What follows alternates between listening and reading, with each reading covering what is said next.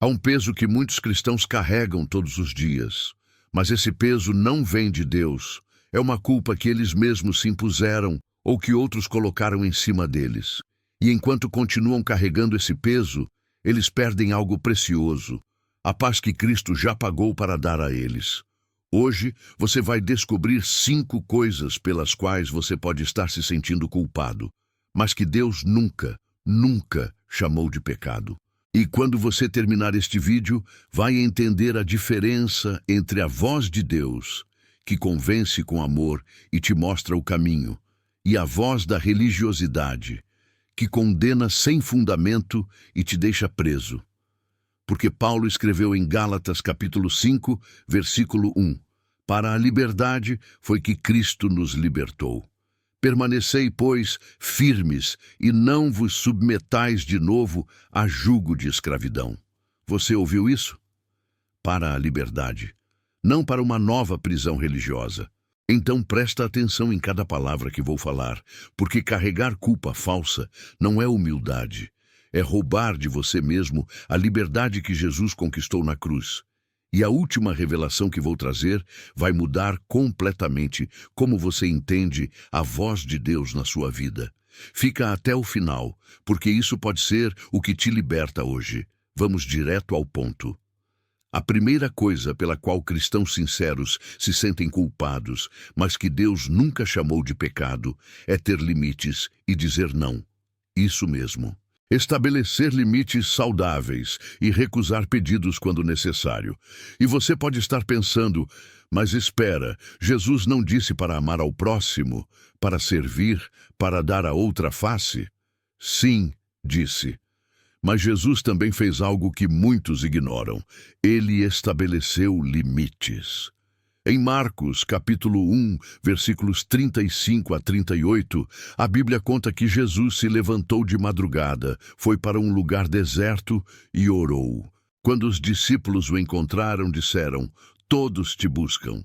E sabe o que Jesus respondeu? Ele não voltou correndo para atender a multidão.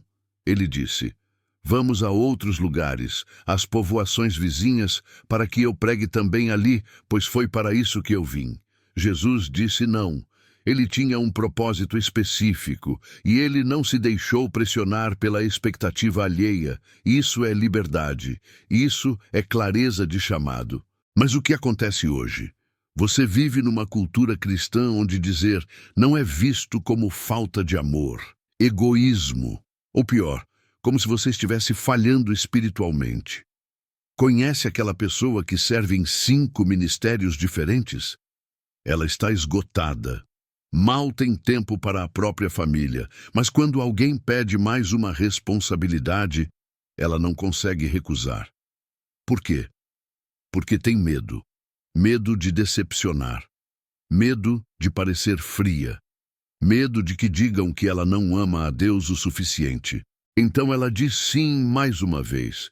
E por dentro, ela está se despedaçando. Ou pensa naquele outro cristão que empresta dinheiro que ele não tem, que prejudica o orçamento da própria casa. Mas ele se sente obrigado, porque se ele disser não, vai parecer mesquinho, vai parecer que não confia em Deus, que não tem generosidade. E ele carrega uma culpa enorme toda vez que pensa em proteger a própria família primeiro. Mas escuta isso com atenção. Ter limites não é egoísmo. Limites protegem sua saúde, protegem sua família, protegem o chamado específico que Deus te deu. Paulo escreveu em Gálatas capítulo 1, versículo 10. Procuro eu agora o favor dos homens ou o de Deus? Ou procuro agradar a homens? Se agradasse ainda a homens, não seria servo de Cristo. Paulo sabia que não dá para agradar a todos. E quando você tenta fazer isso, você deixa de cumprir o que Deus realmente te chamou para fazer. Então, deixa eu te fazer uma pergunta direta, bem aqui, bem agora. Quantas vezes você disse sim com a boca, mas seu coração e seu corpo estavam gritando não? E depois você se sentiu culpado, como se amar a si mesmo fosse pecado. Pensa nisso, porque Deus nunca te pediu para se destruir, para servir aos outros. Ele te pediu para amar ao próximo como a si mesmo, não mais do que a si mesmo, como a si mesmo.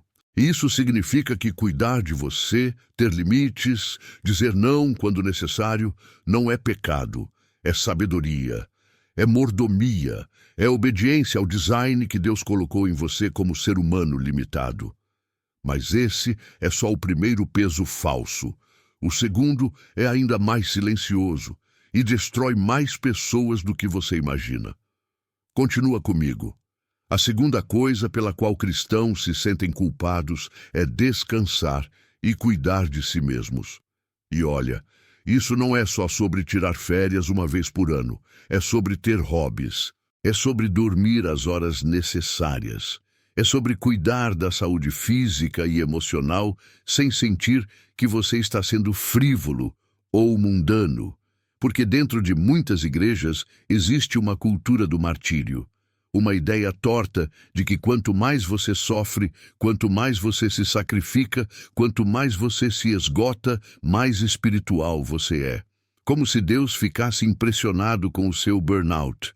Como se Jesus olhasse para você destruído e dissesse: agora sim você me ama de verdade.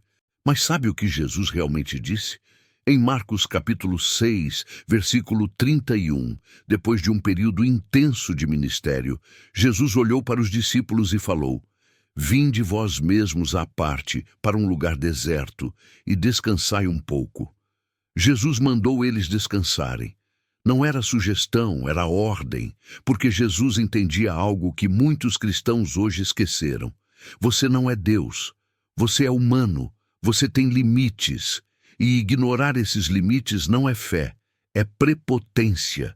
Nos Salmos, capítulo 127, versículo 2, está escrito: inútil vos será levantar de madrugada, repousar tarde, comer o pão que penosamente granjeastes, aos seus amados ele o dá enquanto dormem. Você captou a ironia divina aqui? Deus está dizendo que você pode se matar de trabalhar, pode dormir 4 horas por noite, pode glorificar o seu cansaço como se fosse uma medalha espiritual. E isso é inútil, porque Deus dá aos seus amados enquanto dormem. Ele não precisa que você se destrua. Mas o que acontece? Tem pastor que sobe no púlpito e fala com orgulho: eu durmo 4 horas por noite, eu não paro, eu estou sempre disponível. E a congregação aplaude, e aquilo vira o padrão, e as pessoas começam a achar que se elas não estiverem se esgotando, elas não estão servindo direito. Ou tem aquela mãe que se sente culpada por tirar 30 minutos para fazer uma caminhada, para ler um livro que não seja da Bíblia, para cuidar da própria saúde mental, porque alguém colocou na cabeça dela que isso é egoísmo, que tempo para si mesma é tempo roubado de Deus. Mas escuta, Deus criou o sábado, um dia inteiro de descanso, não porque o trabalho é ruim, mas porque o descanso é sagrado. O seu corpo é templo do Espírito Santo, e cuidar desse templo não é vaidade, é mordomia, é responsabilidade, é respeito ao que Deus te deu. Então me diz uma coisa, será que Deus fica feliz quando você se destrói em nome dele? Ou será que isso é uma religiosidade distorcida que ele nunca pediu? Pensa nisso, porque se você continuar achando que descansar é pecado, você não vai durar, você vai quebrar. E aí, quem você vai servir? E o próximo? Esse muitos escondem, porque acham que até pensar nisso já é falta de fé. A terceira coisa é ter dúvidas e fazer perguntas. E olha, isso aqui é pesado porque muita gente foi ensinada que duvidar é o oposto de fé, que se você tem dúvidas você é fraco, que se você questiona você está caindo, que cristão de verdade não duvida, só obedece. Mas quando você abre a Bíblia, o que você encontra? Você encontra Davi, no Salmo 13, versículos 1 e 2, clamando: até quando, Senhor? Esquecer-te-ás de mim para sempre? Até quando esconderás de mim o teu rosto? Até quando estarei eu relutando dentro de minha alma? Davi está questionando Deus, e Deus não o rejeitou por isso. Você encontra Rabacuque, no capítulo 1, versículo 2, gritando: Até quando, Senhor, clamarei eu, e tu não me escutarás? O profeta está duvidando da justiça de Deus, e Deus não o fulminou. Deus respondeu. Você encontra aquele pai desesperado em Marcos capítulo 9, versículo 24, que diz a Jesus: Eu creio, ajuda-me na minha incredulidade. Ele está dizendo: Eu quero crer, mas eu tenho dúvidas. E Jesus não o rejeitou. Jesus curou o filho dele. A Bíblia está cheia de pessoas fazendo perguntas difíceis a Deus. Jó questionou. Jeremias questionou. Até João Batista, aquele que preparou o caminho para Jesus, mandou perguntar da prisão: És tu aquele que estava para vir, ou havemos de esperar outro? João teve dúvidas, e Jesus não o condenou. Então, por que hoje, dentro das igrejas, você é tratado como se fosse um fracasso espiritual quando tem uma dúvida honesta? Tem jovem que tem perguntas teológicas legítimas, que quer entender, que quer crescer, mas tem medo de perguntar, porque sabe que vai ser julgado, porque vão dizer que ele está fraco na fé. Ou tem aquela pessoa que está passando por um sofrimento profundo e questiona: Deus, por quê? Por que isso está acontecendo comigo? E em vez de receber acolhimento, recebe platitudes religiosas. Você só precisa ter mais fé. Pare de questionar e creia. Como se questionar fosse pecado, como se dúvida fosse o fim da jornada espiritual. Mas a verdade é o contrário. Dúvida honesta, quando trazida para Deus, é o começo de uma fé mais profunda. Porque Deus não tem medo das suas perguntas. Quem tem medo é a religião. A religião quer obediência cega. Deus quer relacionamento verdadeiro. E relacionamento verdadeiro inclui perguntas. Então me responde: você já teve uma dúvida profunda, mas fingiu que estava tudo bem porque cristão de verdade não duvida? Se a resposta é sim, saiba disso. Você não está sozinho. E você não está errado. Mas o próximo engana ainda mais, porque tem a ver com algo que você sente. A quarta coisa é sentir emoções difíceis: tristeza, raiva, medo, frustração, desilusão. E muitos cristãos foram ensinados que essas emoções são pecado. Que se você está triste, falta fé. Que se você está com raiva, você não tem controle. Que se você tem medo, você não confia em Deus. Então o que acontece? As pessoas escondem o que sentem, colocam uma máscara, fingem que está tudo bem, e por dentro elas estão se despedaçando. Mas olha o que a Bíblia mostra. João capítulo 11, versículo 35, o versículo mais curto da Bíblia. Jesus chorou. 2 palavras. Jesus chorou. O Filho de Deus, perfeito, sem pecado, chorou. Ele sentiu tristeza profunda diante da morte de Lázaro. Ele sentiu angústia no Getsêmani, a ponto de suar gotas de sangue. Ele sentiu indignação quando viu os vendilhões no templo. Jesus sentiu raiva justa. E em Efésios capítulo 4, versículo 26, Paulo escreve: Irai-vos e não pequeis. Percebe? Paulo reconhece a raiva como uma emoção que existe. Ele não diz: não fiquem com raiva, porque raiva é pecado. Ele diz: sintam raiva, mas não deixem ela virar pecado. Sentir não é pecar. O que você faz com o que sente, isso sim pode virar pecado. Mas a emoção em si, ela é parte do design humano que Deus criou. Davi, no Salmo 42, versículo 5, conversa com a própria alma. Por que estás abatida, ó minha alma? Por que te perturbas dentro de mim? Ele está deprimido e ele não esconde isso. Ele coloca no Salmo, está na palavra de Deus. Mas hoje, o que você vê? Você vê uma teologia tóxica da positividade, sempre alegre, sempre vitorioso, sempre com um sorriso no rosto. E se você não está assim, tem algo errado com você. Tem uma pessoa em luto que perdeu alguém que amava, mas ela esconde a dor. Por quê? Porque alguém disse: cristão tem esperança, você não deveria estar triste assim. como se esperança anulasse o luto legítimo, como se ter fé significasse não sentir dor. Ou tem aquela pessoa que foi injustiçada, que foi traída, e ela sente uma raiva profunda, e ela se condena por sentir isso, porque aprendeu que raiva é sempre pecado. Mas não é. Raiva de injustiça, raiva de abuso, raiva de maldade, isso pode ser santo. Jesus sentiu isso. Então deixa eu te perguntar, você já chorou escondido porque tinha vergonha de admitir que não estava bem? Porque alguém te fez acreditar que cristão forte não quebra? Se sim, você precisa ouvir isso. Deus não te pediu para fingir que está tudo bem. Ele te pediu para trazer o que você sente para Ele. Davi fez isso, Jó fez isso, Jesus fez isso, e eles não foram rejeitados. E agora, a quinta.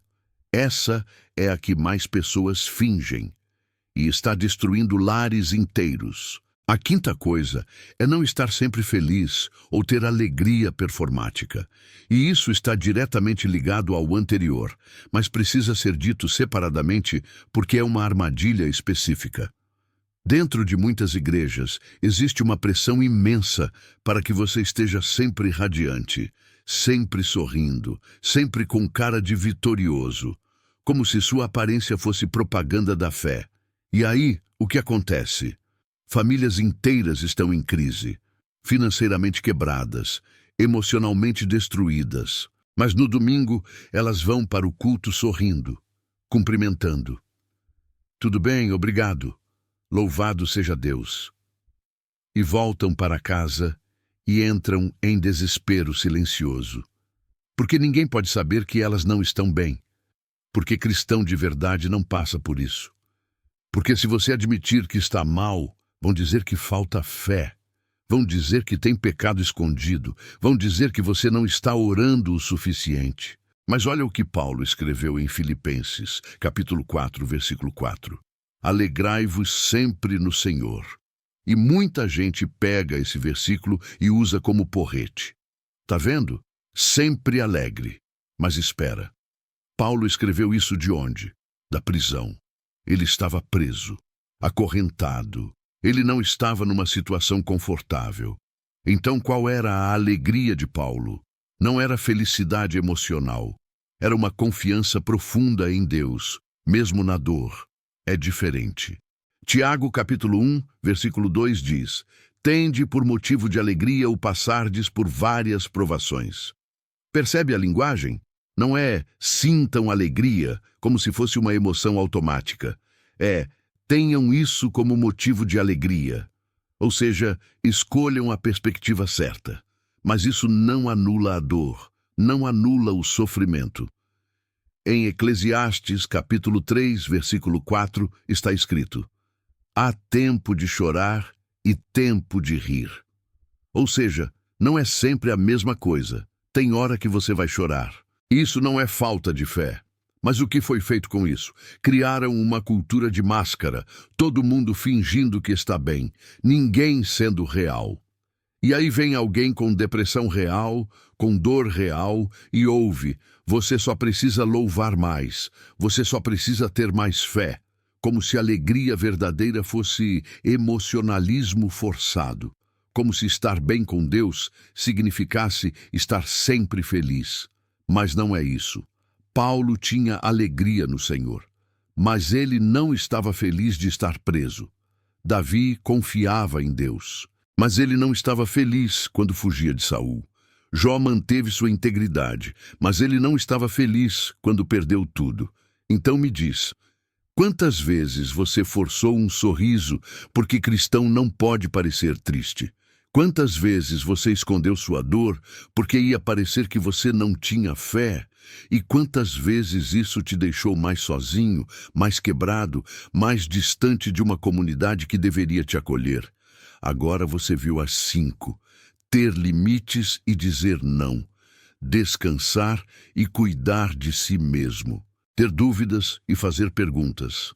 Sentir emoções difíceis. Não estar sempre feliz ou ter alegria performática. 5 pesos que Deus nunca colocou em você, Mas tem algo mais importante que eu preciso te dizer antes de terminar. Você precisa saber como diferenciar a voz de Deus da voz da condenação religiosa, porque as duas podem soar parecidas, mas não são. A voz de Deus traz convicção específica. Ela aponta um pecado real, com clareza, e ao mesmo tempo mostra o caminho de volta. Ela diz: você errou aqui, mas eu te amo, e aqui está a porta de saída. A voz de Deus restaura. Já a voz da condenação religiosa é vaga. Ela te esmaga. Ela diz: você não é suficiente. Você nunca vai ser. Você está falhando em tudo. Não há especificidade. Não há caminho de volta. Só peso. Só vergonha. E Paulo deixou isso cristalino em Romanos capítulo 8, versículo 1. Agora, pois, nenhuma condenação há para os que estão em Cristo Jesus. Nenhuma. Se você está em Cristo, você não está debaixo de condenação. Convicção? Sim.